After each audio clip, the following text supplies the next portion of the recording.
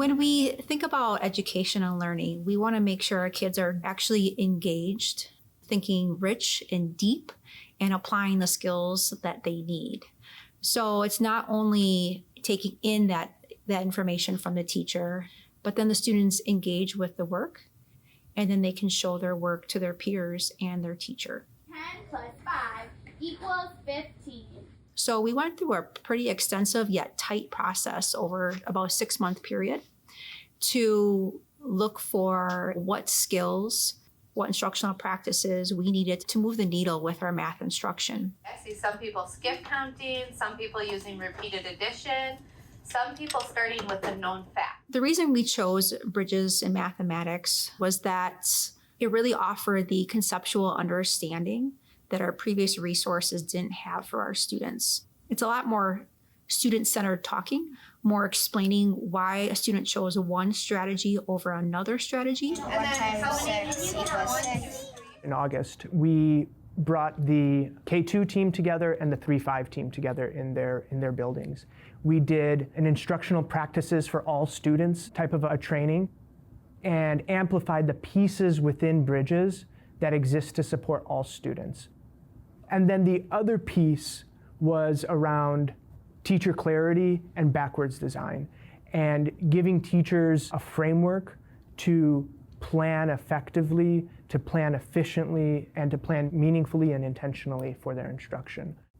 Starting Bridges, it's a whole new thinking about math, and it's a whole different mind shift. So I think making that mind shift about why aren't we just teaching math with algorithms right away, and then the learning can come in, the deep understanding can come in years.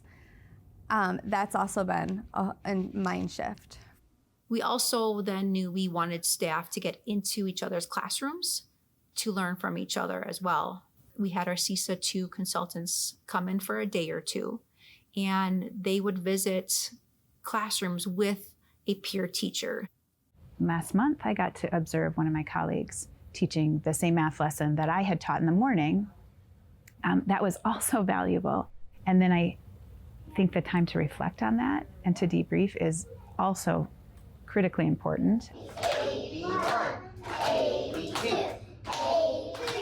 So as staff has implemented Bridges Mathematics, we've seen renewed energy, more energy with math instruction. They're really learning about math more, the concepts behind the lessons that they're teaching. We really dug in around teacher clarity, but looking at it through the lens of Bridges. So often, professional learning is that workshop one and done, and that motto never gets us far when we're really looking at deep implementation.